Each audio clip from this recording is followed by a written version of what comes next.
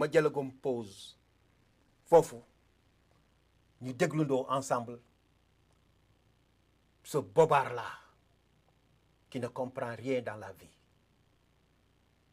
C'est ça, ces gens-là qui sont autour de Macky Sall. day xeex nee na day résister nee na Macky Sall daf ko bëgg a faagaagal amul kenn ku peppu ngëm yàlla ak peppu dëgg nekk ci yow nga ànd ak sa sago ku mën a dégg lii muy wax nii nee na dañ koo complot ci Adji Raby Sarr ñun ñëpp xam nañ ni ba mu fay dem coobare moo ko fa yóbbu ñun ñëpp xam nañ ni ba mu fay dem da doon nëbbatu di fa dem ñun ñëpp xam nañ ni bànneexu àdduna moo ko fa yóbbu waaye am na ci ñun ñoo xam ni dañoo bëgg a gëmm loolu ci seen i bët naan ay dañ koy faagaagal ku ko wax waxoo dëgg ku ànd ak moom ci loolu àndoog moom ci dëgg da ngaa ànd ak moom ci sa coobare bakkan wala ci sa coobare xol wala yëg-yëgi boo am ci moom waaye amul kenn ku mën a wax ni que Sweet Beauty dañ fay faju ña nekk Sweet Beauty du ñu médecin du ñu kinésithérapeute du ñu sëti njaay xawma mbay njaay gol bi parce que kooku day mocc kenn mosu fee gis ñuy rang Sweet Beauty naan dañ fay mocculu kenn mosul gis ñuy rang Sweet Beauty naan dañ fay faju képp kuy góor wala nga nekk ci réew mi xam nga lañ fay def moom moo fa yóbbu boppam mi ngi woo sénégalais yi pour ñu génn toj dëkk bi parce que dafa jàpp ni que bu demee procès suturaam wuññeeku moom moo wuññi suturaam jour ba mu solee yéreem nëbbatu comme ba muy dem dik lu muy def di ko nëbb lu muy def loo xam ne bëggul Sénégalais xam ko day def comme yëfi kaña musóoru kaalawu yoxosi dem fa def li muy def génn noonu la defoon ba muy dem dik noonu la defoon ba muy dem Sweet Beauty réew mi nag ñoo ko bokk ku yaakaar ni que mën ngaa def say njombe ba pare dem làqatu ci ni dañ may noot wala dañ may faagaagal parce que dañoo yaakaar ni que mën naa nekk président de la république nax na sa bopp sëriñ bu ko ci jàppale woo ko ci dëgg kilifa diine bu ko ci jàppale woo ko ci dëgg kilifa aada bu ko ci jàppale woo ko ci dëgg sénégalais bu ko ci toppoo ko ci dëgg dégg naa ko nag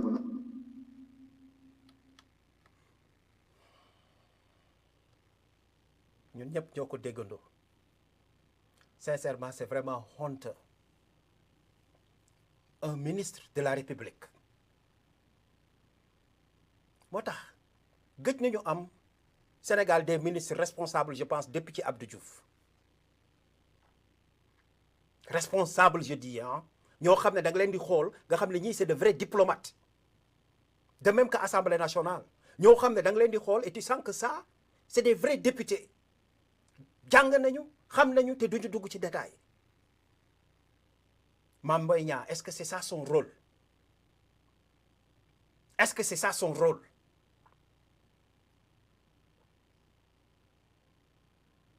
ban droit la am en tant que ministre de la République ne dafay attaquer la personnalité de Ousmane Sonko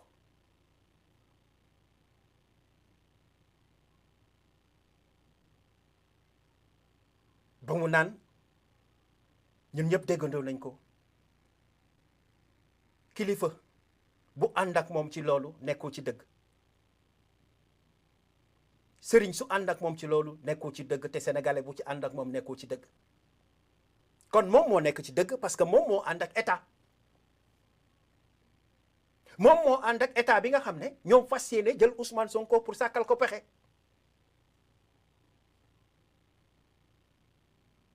donc c'est très simple pour déduire que lii du dara lu dul complot parce que Mame Mbaye Niang rappelez-vous d'une chose depuis bi ñu attaqué cortège am moo ko Youssou Ndour à Grand Yoff waa ji nekkatul nit parce que dafa def noonu Sénégal la boo xam ne da ngay xëy di lëmbee di def lu la neex di foowee alalu réew mi ba pare gars yi toog di la seetaan mais bi mu duggee Grand Yoff moo ko Youssou Ndour gis nañu dëgg te soo ko fàttale ko depuis boobu ba léegi est-ce que mus ngeen gis Mame Mbaye Niang génn jàkkaarloog un public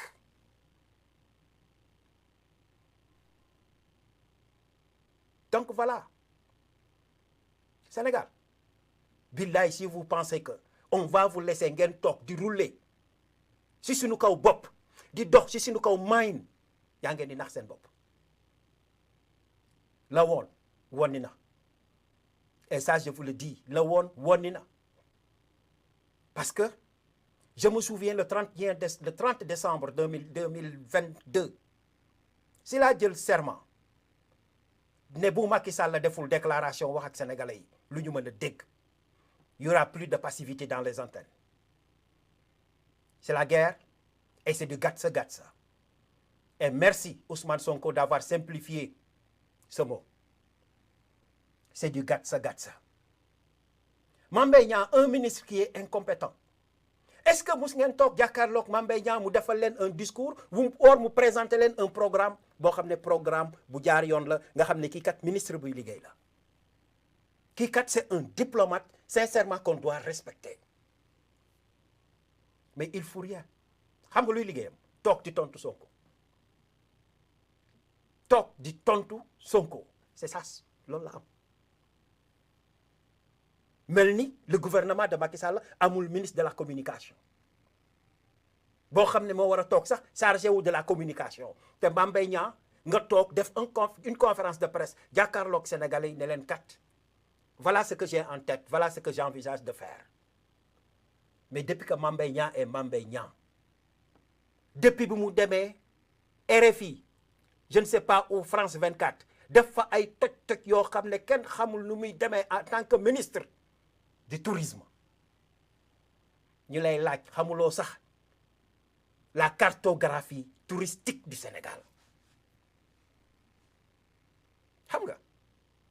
bu leen ñu gis ñuy wax ci internet bi ngeen di sous-estimer xalaat ne xëj na suñu maay ndoxul wala nous on n'est pas des personnes yoo xam ne ay personnes yu logique la ñu dans notre tête li ñu xam dafa bëri mais on se taisait daawuñu wax mais maintenant c'est le système du gatsa. On va y revenir toujours parce que maintenant ku fi def njombe ñi dal sa kaw parce que on ne va plus attendre donc ton rôle du da nga war a taxaw di ingérer wu comme ça dans la vie de Ousmane Sonko laisse-le en paix Ousmane Sonko defu la dara li Ousmane Sonko wax àddina yépp ko wax Mame Mbaye Niang tu n'étais pas du tout logique avec ta personnalité tu n'es pas compétent parce que si tu étais compétent moi je pense que bu ñu taxawee ne la jël nga lu toll ci 29 milliards yoo xam ne da nga ko dilapider wala nga def ko sa poche war nga génnee ay firnde yu clair tegal ko Sénégalais yi wala génn def conférence de presse clarifier lépp mais clarification bi ngeen def da ngeen ko def naka la ñuy waxee under the table sous la table très bien sous la table vous avez fait ça sous la table entre vous arrangé wu defar ko ba mu nice ngeen génn jaar ci kaw bopp Sénégalais yi parce que nous sommes des cons ay dof lañu Sonko n'a fait que redire ce que tout le monde a dit et c'est une vérité Mame Mbaye Niang jusqu'à présent il y a rien qui démontre que sàccoo xaalis bi moo waral ngay def des explications comme ça des attaques comme ça mais attends le 2 février tu n'as pas le droit de sortir pour wax ci loo xam ne da nga def plainte ba pare bi nga defee plainte la jeex da nga war a toog xaar la date et tu sors pour présenter tes preuves yoo xam ne defoo mais lan ngay def combat boo xam ne arbitre sifflé gul xaaral ba arbitre sifflé quand l'arbitre siffle maintenant tu peux déballer tu peux donner preuve boo bëgg sa àddina mais di def tes conférences de presse préméditées pour jouer sur la psychologie des Sénégalais mais c'est de la pure merde encore voilà le gouvernement de Macky Sall ngeen ne Sonko warul wax Sonko lu mu ci waroon yokk rek démb mooy saaga ndey bu ci yokkoon loolu sax ñun ñëpp ñu tàccu qu'est-ce qui se passe vous le méritez c'est un gouvernement de maniaques, un gouvernement incompétent loolu rek a ci desoon démb et il devait cracher le mot sax gars yi gën a am lu ñu wax affaire bi gën a am buzz le président Sonko a insulté le gouvernement ay cuune ngeen parce que seen jëf yi ngeen di jëf nii mooy wane ne tout a été prémédité lépp da ngeen ko préparé lépp da ngeen ko xam nga taf yëngal billaay sénégalais yi leen gën a garaaw gars yi ngi ne patt di seetaan gars yi ngi ne patt di seetaan ndax Sénégal dafa muus gars yi ngi ne patt di leen seetaan ngeen di fëyëng dugg ko génn xam nga ndax Sonko bi muy wax démb ba ñëpp a taal seen télévision toog seen kër croiser les bras di seetaan nga defe ne gars yi dañ dof gars yi bu ñu gëmoon ne yi ngeen di wax nii dëgg la gars yi dinañ ko seetaan ah attendons le jour où Macky Sall va regrouper ce monde pareil à Kër Massar na dem Kër Massar mu regrouper lu toll noonu su ko defee on va se dire que kat Macky ngi fii di dund ba léegi mais vous prenez nos moyens vous prenez l'argent de l'État jaxase ko lépp jël ko dem utiliser ko pour des attention hein je vous le dis attention hein vous nous poussez à aller dans l'autre sens hein you know kon boog tey parce que on ne peut plus s'asseoir di déglu ay maniaques des gens yoo xam ne amuñu bonne foi des inconscients xam nga des voleurs de la République des truands tu vois taxaw fii bëgg ñu plaider ay sciences yoo xam ne teguñu ko fenn on ne va plus l'accepter c'est du gatsa regardez le devant Mame Mbaye Niang gatsa et le 2 février tu vas entendre ça encore gatsa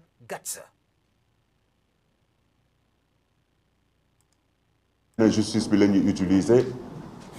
pour fexe ko doon bañ a doon candidat man de bu fekkee man mënta wax complot la moom moo toog wax na jël rapport am dem yóbbu mais ñi muy attaqué moo normalul li ñi muy attaqué moo àndul ak ngor mënoo bokk ak say nawle même école bu ngeen génne ca njàng ma sax ñoo la mënoon parce que yow moom sam njàng la ko yàq xaw ma Juliane la xaw ma lan du man maa ko wax ñu bokkaloon classe bokk ak ñoom promotion ñoo ko wax. gars yi may leen ma pause fii quoi sincèrement may leen ma pause fii quoi mais est-ce que vous pensez que c'est un ministre de la République qui est en train de parler c'est un ministre de la République qui est en train de parler xool ko comment le niveau est so bas xoolal niveau bi laa wax de niveau bi non c'est vraiment inconcevable quoi lii moo lay wan ne voilà les gens qui entourent Macky Sall est-ce que ñun war nañu toogati sax di blâmer Macky Sall parce que il a fait le choix mais malheureusement le choix qu'il a fait c'est pas un bon choix c'est des nullards qui l'entourent lan mooy jàng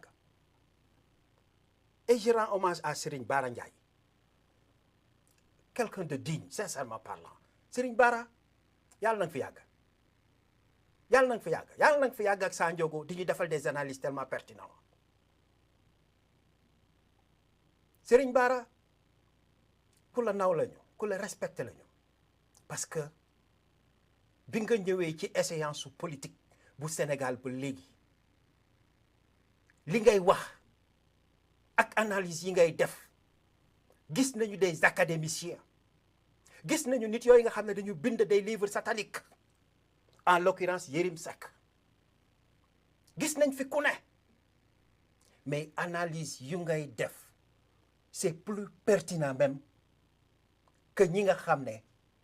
c'est des académiciens yu jàng ba yey kayit tey ce matin bi ma dégloo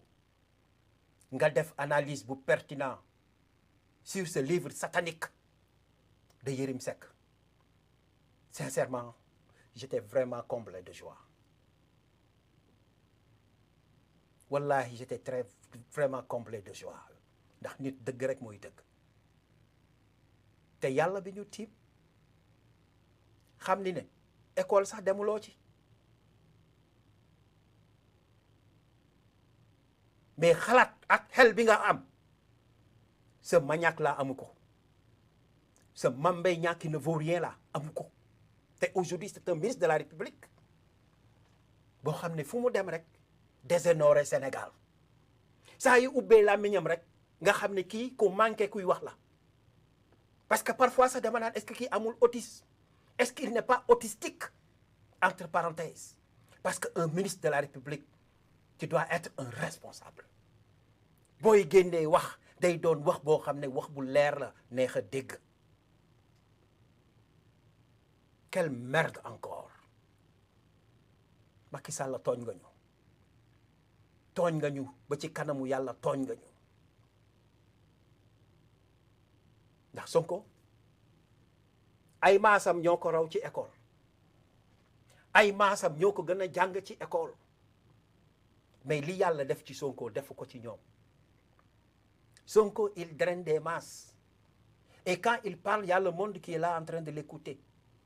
En 13 minutes, il a convaincu le monde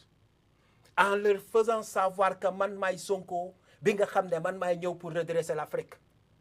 xamal leen ne man Sonko man maay ñëw pour jàkkaarloog yéen pour régler la situation kenn dootul noot Afrique kenn dootul utiliser Afrique comme chiffon en 13 minutes. En 13 minutes, je dis. Combien de minutes Macky Sall a fait sur les médias internationaux? Combien de temps il a consacré sur ça? Est-ce que am na tey bu ma leen bettoon laaj leen benn boo xam ne mën ngeen ko fàttaliku sur ces bobards ndax di ngeen ko fàttaliku day wax gaa yi fàttali mu dem parce que il ne pèse pas mais Sonko en 13 minutes. En 13 minutes jëlal Amadou Ba bi ngay jël référence ne moo raw Sonko ci jàng nga dem teg ko France 24 ak RFI ñu defal ko interview en 13 minutes il pourra pas dire son programme dans ça question yi di ñëw comme Tulle ak Malé taf taf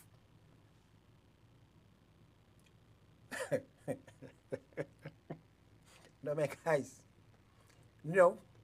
Je comptais faire une émission peut-être 10 minutes lay doon mais parfois quand tu es face à des manquements yu mel nii parfois tu es obligé parfois nga continuer quoi wax ko ba mu daj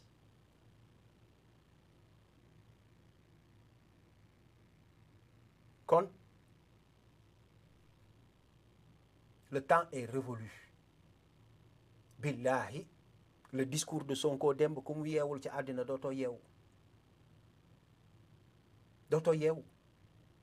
kon Mame Mbaye Niang tu n'as pas ta place sincèrement dans la République yow amoo fa place amoo fa benn place peut-être après 2024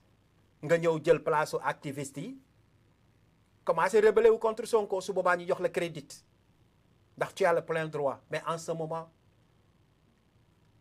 je te dis que tu as complètement passé à côté ndax amuloo benn programme boo xam ne di nga toog wax ci Sénégalais yi lu dul tontu Sonko et tu es un ministre de la République quelle déception quelle déception. donc yéen ñii Adji Raby Sarr yi xëy na bu ngeen gëstu yéen a moo ko gën a xam yow nga nekk ak say moroom say nawle ngeen bokk même école nga génn dem impôt ñoom ñu génn dem nekk magistrat ñii génn dem nekk ay inspecteur trésor yow nga ni ñooñu ñëpp xamuñu dara ñooñu ñëpp baaxuñu ñoom ñëpp ay njublang lañ ñoom ñëpp ay kii lañ yow yaa baax. non Mame Mbaye yaa ngi erreur c'est qu'on n'a pas dit ça. Sonko a dit que yow Mame Mbaye Niang yow triant nga sàcc nga dañ la dénk position Prodac nga def mal gestion ndax tu n'es pas compétent moi je pense que si c'est clair loolu la Sonko wax waaye Sonko xasul keneen Sonko duggul ci caaya keneen même Macky Sall Sonko musu ko xas mais il dit la vérité te Sonko li muy wax ci vérité àddina yëpp ko seede kon Mame Mbaye Niang tu as complètement passé à côté encore ñu continuer. yow yaa baax waaye yow yaay dem ci salon de massage yi yow yaa baax te yow yaay fenal nit ñi yow yaa baax parce que yow yaay sosal nit ñi sëriñ bu ànd ak moom àndoo ci dëgg wala boog leneen ngay woote mais diine juñ bokk kuy bokkaale du ci nekk diine biñ bokk kuy moy yàlla du ci nekk diine buñ bokk kuy wax lu dul dëgg du ci nekk diine buñ bokk kuy sos du ci nekk donc na woo nit ñi ci leneen. Donc amalgame, on ne parle pas de religion ici, on parle d'un cas de viol et on parle de justice, on ne parle pas de religion. On parle de l'audience du 2 février, mais on ne parle pas de l'islam, on ne parle pas de la religion ici. Donc il fait trop d'amalgame. Gis nga waa ji toog di wax ak ci moom sax peut-être perte temps lay durool mais je pense que peut-être ça vaut le coup parce que c'est du gatsa. Ces gens-là il faut plus les laisser faire ku ci génn teg fi loo warul teg rek ñu def ce dossier sur la table. Voilà les incompétents que Macky ñoom lay utiliser pour gérer le Sénégal moo tax ñu nekk ci guute yi yëpp ñu nekk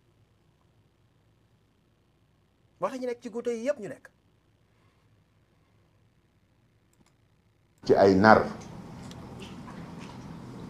ku toog nag am nga sañ-sañu toog waaye ñun duñu toog parce que ñun dañoo ànd jiital nit xalaat saytu am projet dem wax ak sénégalais yi ci kàttanu yàlla ñu jox ñu ko ñu nekk ci loolu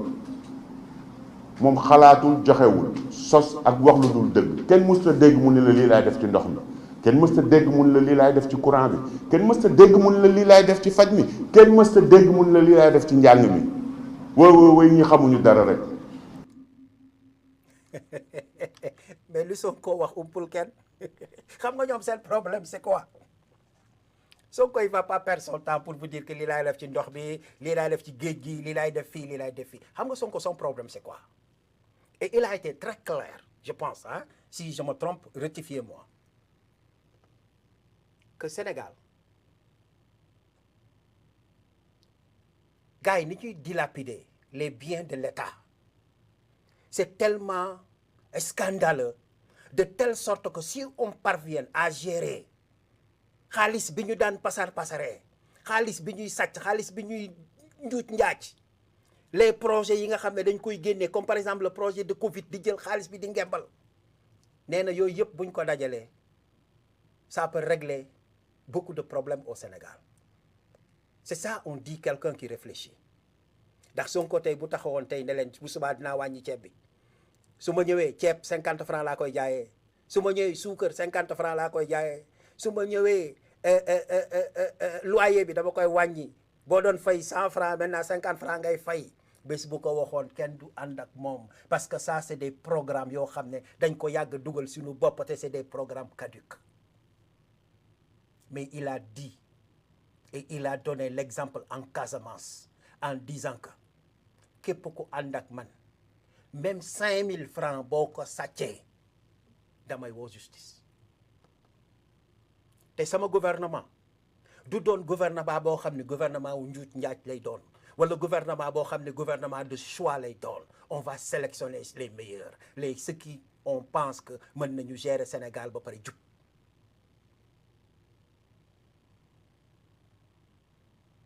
xale boo koy yar ci doorukaay ba nga koy yar waaye doo bàyyi ba xale bi màgg ëpp la doole nga ne danga koy yar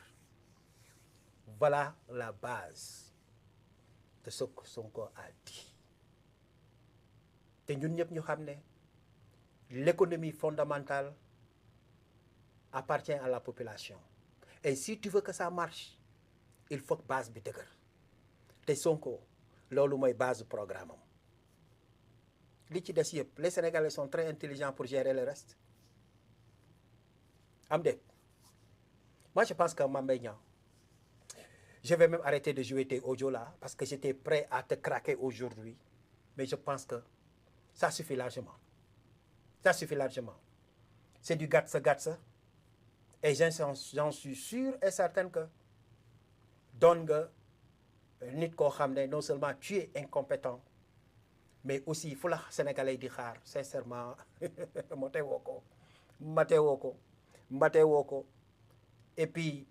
je profite de l'occasion pour dire que yéen ñi nga xam ne aussi woo na leen ngeen di ñëw ci conférence de presse am peut-être c'est pour am ay images yoo leen teg wala pour am loo leen teg, mais sincèrement parlant, en parcourant cette conférence de presse qui avait tendance à répondre à Ousmane Sonko, tu as complètement passé à côté. Complètement passé à côté, et que je pense que les Sénégalais doivent être vraiment conscients de ça et comprendre que c'est ça le gouvernement de Macky Sall, et que Ousmane Sonko a sifflé la fin hier. C'est la fin. Parce que personne ne va plus rester ici à concevoir wala di jël ces genres de bobards là di leen sax déglu. Sénégal, je pense qu'aujourd'hui c'est ce que j'avais à dire. Ngeen baal ma nag parce que j'avais pensé faire une vidéo qui est très courte, mais quand je suis là, parfois l'inspiration vient. Et l'inspiration, parce qu'il y a beaucoup de choses à signaler dans ce gouvernement de merde.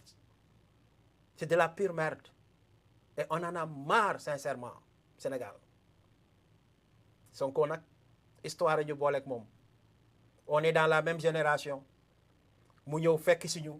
xam ne kat li muy woote lu dëgg la. kon Sénégal, le mot est clair, nañu bàyyi naa fekk. bu fi kenn toogati di analyse yu dul jeex. La vérité est là. Soit tu es avec Macky Sall ou soit tu es de l'autre côté. Mais analyse moom ku ko fi defati ñu def la ko.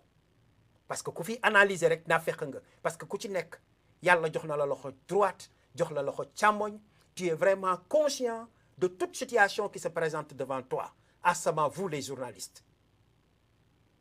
li ngeen di def ci affaire u naafeq bàyyi leen ko. te ngeen xam ne kat c'est une question de vie ou de mort. Le Sénégal est dans une situation calamiteuse. Dinañ ko wax te dinañ ci jug def ci lañ ci mën. Maintenant il appartient à vous taskatu xabaar yi ngeen dëggu te xam ne Sénégal ñun ñoo ko moom te kenn ñaanul yàlla Sénégal am ay problème. Kon bu dëgg jotee rek wax ko ak ci lu mu la munti fekk il faut le dire. Il faut le dire. ndax ñun ñëpp ku ci xool rek lii di ko fond Covid yi rek war nga doyal ci gouvernement Macky Sall. Parce que mën nañu comprendre bassesse bu nekk mais xaalis boo xam ne dañ ko dajale mu doon alalu mbooloo ñëpp war ko jëriñoo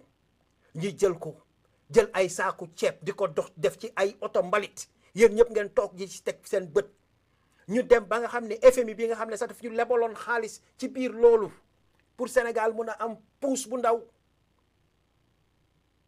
topp ci ginnaaw ba gars yi génne les rapports ñi gis ne c'est des rapports yoo xam ne c'est des rapports falses yoo xam ne dañu triander alalu réew mi. loolu rek ça suffit largement pour ngeen ne su booxul ma la le gouvernement de Macky Sall ak képp ku ci ànd. Sénégalais, Sénégalaises, sincèrement c'est ce que j'avais à dire pour aujourd'hui. Et je vous donne rendez-vous demain ou après-demain. Parce que maintenant, hey, c'est du gatsa. Je vais sortir plus dans les antennes parce que fu mu nekk nii la guerre c'est déclaré. C'est déclaré. Macky Sall, tu es la responsable. lépp lu xew Sénégal yaa ko fa def kenn du la song nag waaye boo songee nit ñi song la c'est ça le problème. gars yi jaajëf xam naa ci beneen numéro incha allah danañu gisee waxtaanaat ci beneen fànn waxtaanaat ci beneen détail boo xam ne luy jëmale Sénégal kanam rek la et puis luy éveiller la conscience même des Sénégalais. Merci beaucoup et je vous remercie tous. Et je profite de l'occasion pour saluer ki nga xam ne mooy Ibrahima Dramé te ma amoon ko invité samedi passé dans C'est pas normal. Je pense que sincèrement parlant, merci beaucoup. Def nga loo xam ne moom la Sénégalais doon xaar ci yow et ça je vous remercie au passage. Merci et à la prochaine.